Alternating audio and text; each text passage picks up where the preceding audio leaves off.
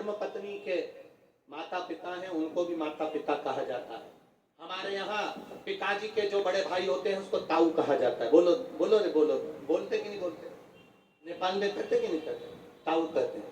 पिताजी से छोटे हैं उनको काका जी कहा जाता है, चाचा जी कहा जाता है, उनको अंकल कहा जाता है। मौसा जी हैं, हमारी मम्मी के बहन के पति हैं, उनको मौसा जी कहा जाता है। मम्मी की बहन है उनको मौसी कहा जाता है। पापा की बहन है उनको बुआ कहा जाता है। पापा की बहन के जो पति हैं उनको फूफा जी कहा जाता है। हमारी उनकी धर्म पत्नी को मामी कहा जाता है। हमारी मम्मी की जो मम्मी है उनको नानी कहा जाता है। हमारे पिता की जो माता है उनको दादी कहा जाता है। केवल भारत और नेपाल देश ऐसा देश है जहां इतने सारे संबंधों को सजोया जाता है, आत्मा को परमात्मा से जोड़ा जाता है। बाकी के देशों में जाकर घूम कर आना, अगर काम वाली काम कर कर जाएगी तो भी उसको आंटी कहेंगे, और तुम्हारे पास में जो मैडम रहती उसको भी आंटी कहेंगे, और तुम्हारे घर में जो बर्तन मांजे उसको भी आंटी कहेंगे, जो पोछा लगाए बोलते जाओ उसको भी आंटी कहेंगे, जो तुम्हारे घर में आकर बच्चों को संभालेगी उसको भी आंटी कहेंगे, और जो तुम्हारी पत्नी की माँ होगी उसको भी आंटी कहेंगे, और जो तुम्हारे रिश्तेदार होंगे उनको भी केवल आंटी और अंकल कहेंगे। ये दो संबंध पूरे देशों में चलते हैं, पर भारत देश और नेपाल देश ऐसा देश है जिसमें सारे संबंध चलते हैं, आत्मा से परमात्मा तक के संबंध चलते हैं। ये आंटी और अंकल का देश नहीं, ये माता पिता का देश है, आत्मा परमात्मा का देश है, बहन भाई का देश है, पति पत्नी का देश है, एक बहन बहन का, एक भाई भाई का देश है, एक गुरु और शिष्य का देश है, एक बड़े और छोटों का देश है। ये साधारण देश नहीं है जहां पर आज भी सनातन धर्म जीवित है।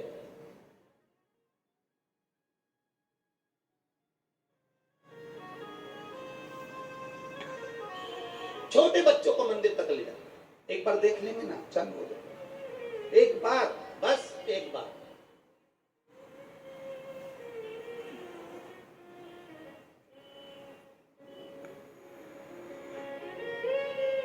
स्कूल जाने से पहले उनके हाथ में छोटा सा पानी का लोटा देकर कहो शिव जी को चढ़ाकर।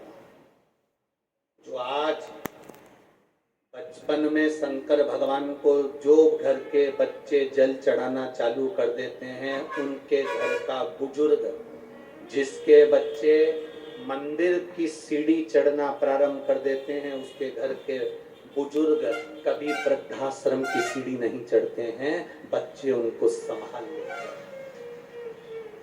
हमने बच्चों को पढ़ाओ, डॉक्टर बनाओ, इंजीनियर बनाओ, कलेक्टर बनाओ, तुम्हारी मर्जी पड़े सीए बनाओ, तुम्हारी मर्जी पड़े बच्चों को जो बनाओ, पर शिव महापुराण की कथा करती है सबसे पहले संस्कारित बनाओ, क्योंकि आज के जमाने में कोई 4-6 बच्चों को जन्म नहीं देता, घर में एक बेटा एक बेटी सबके हैं, और अगर वही बेटा बहुत वीआईपी हो जाएगा तो बुढ़ापे में पानी तुमको कौन पिलाएगा। इसलिए अपने बच्चों को संस्कार देकर चलना तो बुढ़ापा थोड़ा सा सुधर जाएगा। नहीं तो इतना किसके लिए कर रहे हो जब घर का बेटा ही तुमको बुढ़ापे में पानी ना दे, अवस्था में जल ना दे, क्या मतलब का? एक असुर गजासुर राक्षस है, राक्षस प्रवृत्ति का है, फिर भी शिव तत्व को जान रहा है।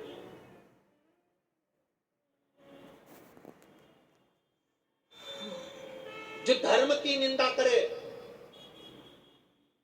जो हमारे सनातन धर्म की निंदा करे, जो हमारे हिंदू धर्म की निंदा करे, जो हमारे भगवान की निंदा करे, जो हमारे इष्ट की निंदा करे, हमारे कई ऐसे लोग हैं जो धर्म की और भगवान की निंदा में 24 घंटे लगे रहते हैं, वेद पुराण और शास्त्रों की निंदा में लगे रहते हैं। दिन भर उनका एक काम रहता है 24 घंटे धर्म की निंदा करना और भगवान की निंदा करना। जो तुम्हें धर्म की निंदा करता हुआ नजर आ जाए और भगवान की निंदा करता हुआ नजर आ जाए, वेद पुराण शास्त्र की निंदा करता नजर आ जाए, समझ लेना उसका विनाश का समय करीब में आ गया।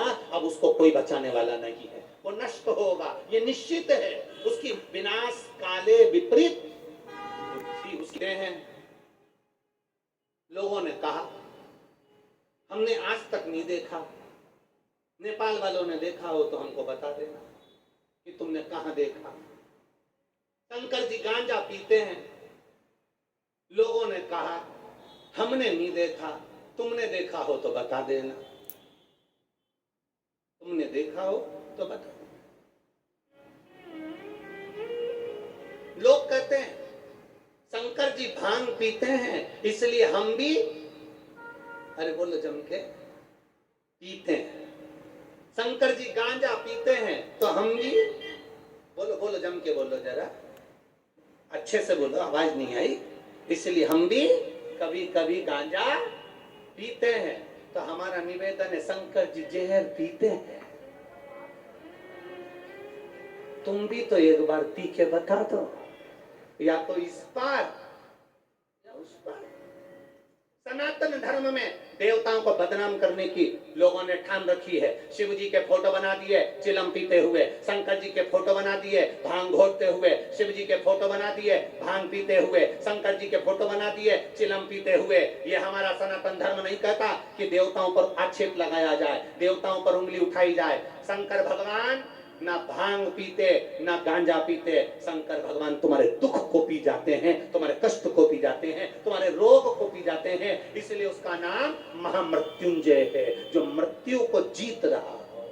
अकाल मृत्यु वो मरे जो काम करे चंडाल का, काल उसका क्या बिगाड़े जो भक्त हो महाकाल का। शिव का उपासक, शंकर का उपासक भगवान शंकर ना गांजा पीते ना भांग पीते। मेरा शिव तुम्हारे हृदय का विलाप, दुख, कष्ट, रोग ये सब पीते हैं। केवल तुम एक लोटा जल चढ़ाओ, वो तुम्हारे दुख को निगल जाए। जो कहते हैं भांग शिव जी का प्रसाद है, जो कहते हैं गांजा शंकर जी का प्रसाद है, हम उनसे कहते हैं जहर भी प्रसाद है। चखो चखो चखो चाप। बड़े अंदाज में कह देते शंकर जी की बूटी, शंकर जी का प्रसाद, शंकर जी का प्रसाद। तो एक आध बार निपटा जा, शंकर जी का प्रसाद। क्यों देवताओं को बदनाम करते? जो हमारे सनातन धर्म की निंदा करे, हमारे देवताओं की निंदा करे, समझ लेना उसकी विनाश काले विपरीत बुद्धि हो गई, मृत्यु के करीब में पहुंच गया, नष्ट होने के करीब में पहुंच गया, नष्ट हो गया।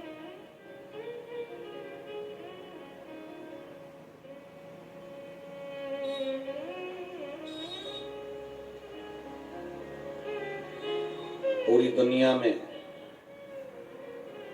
इस नेपाल देश ने अपना रुद्राक्ष पूरी दुनिया में दिया।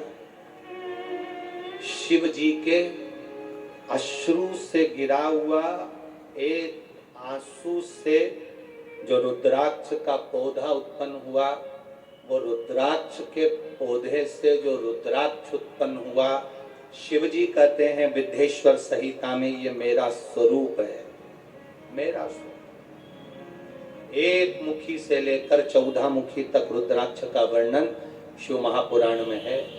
स्कंद पुराण में 21 मुखी तक है, और अन्य पुराणों में और आगे तक वर्णन किया गया। सबसे ज्यादा कठिन में मिलने वाला एक मुखी रुद्राक्ष होता है।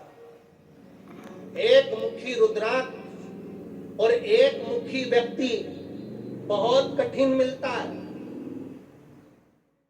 आज के जमाने में व्यक्ति भी एक मुखी नहीं मिलता कि अपनी बात पर टिका रहे, तुरंत दो मुखी हो जाता है, तुरंत दो मुखी। यहां कुछ बोलेगा वहां कुछ बोलेगा।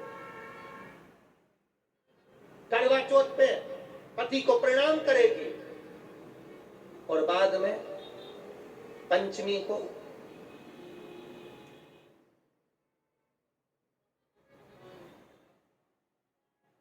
तेरे घर के बहू बेटा पे भीड़ पड़ गई भारी,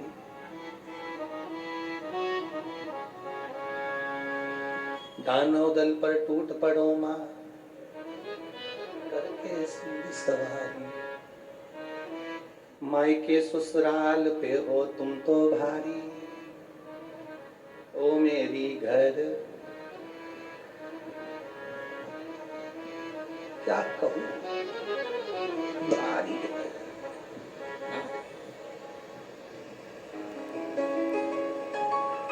अभी कर रही थी करवा चौथ के दिन तुम्हारा मुख देखकर आज मेरा जीवन धन्य हो गया, मुझे आशीर्वाद दो, अखंड सौभाग्यवती रहूं। और दूसरे दिन कह रही थी तुमसे शादी कर कर मेरी जिंदगी नरक हो गई। तुम ही लिखे थे मेरी किस्मत में। आंख में लगा था काजल फैल के बिल्ला जैसा हो गया। तुम ही लिखे थे मेरी किस्मत में।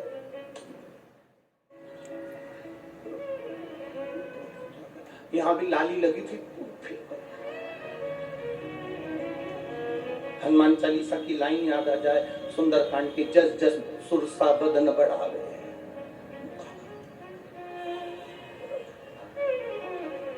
कहां निवेदन है, शिव महापुराण की कथा कर रही है, आप ज्यादा आदर नहीं दे सकते, मत दो, पर 4 लोगों में, 10 लोगों में, अपने मायके में, अपने ससुराल में कभी अपने पति की इज्जत घटने मत दो। बस इतना सा निवेदन है।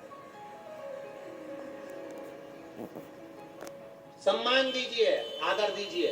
आप दूसरे को सम्मान देना चालू करोगे, आपको सम्मान मिलेगा। आप दूसरे को आदर देना चालू करोगे, आपको आदर मिलेगा।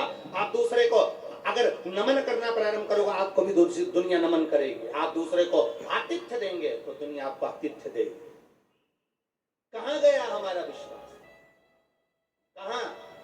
एक असुर, गजासुर, जिसका मुख हाथी का है, शरीर राक्षस का है, पूरा ब्रह्मांड उसने अपना कर लिया, पर शंकर की भक्ति में लगा रहा। ऐसी भक्ति कि पार्वती जी भी डोल गई। पार्वती जी ने पूछ लिया तुम इतने मुस्कुरा क्यों रहे हो? शंकर भगवान कहते हैं उसकी भक्ति के आगे मैं मुस्कुरा। भक्ति के आगे।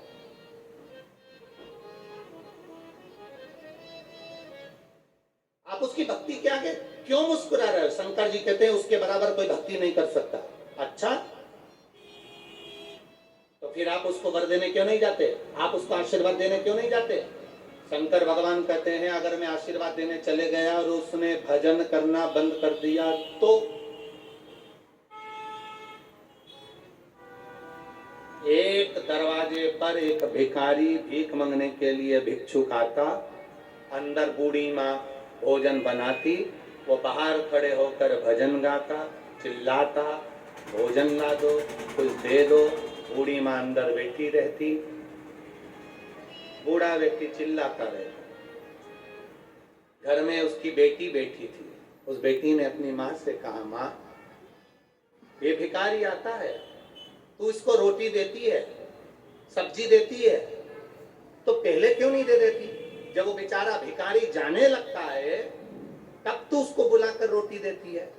तो माँ कहती है बेटा वो भिखारी इतनी अच्छे भजन गाता है कि मेरा मन भजन में लग जाता है। मैं चाहती हूँ मैं बाद में दूंगी, पहले वो भजन गा तो ले। कोई कोई भक्ति में डूबने वाला ऐसा होता है। कई लोग कहते हैं बाबा हमारी क्यों नहीं सुनता, बाबा हमारी क्यों नहीं सुनता। कई बार भगवान को तुम्हारा जल चढ़ाना, तुम्हारा कहना, मंदिर तक आना भगवान को इतना अच्छा लगता है कि भगवान कहता है अगर मैं दे दूंगा, इसने मांगा पुत्र दे दो, इसने मांगा संतान दे दो, इसने मांगा नौकरी दे दो, इसने मांगा ऐसा कर दो, और मैंने कर दिया, और इसने मंदिर आना बंद कर दिया, तो इसलिए भगवान थोड़ा आराम से देता है कि मेरा भजन करेगा तो मुझे अच्छा लगेगा, दूंगा। और पहले तो भजन तो कर ले, स्मरण तो कर ले, तो मंत्र तो जप ले, दूंगा। हम कहते हैं श्री शिवाय नमस्तुभ्यं।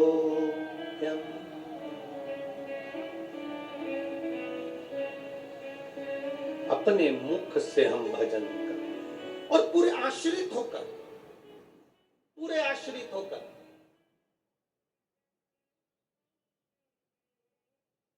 संपूर्ण तरह से आश्रित हो जा परमात्मा, पूरे आश्रित हो जा भगवान।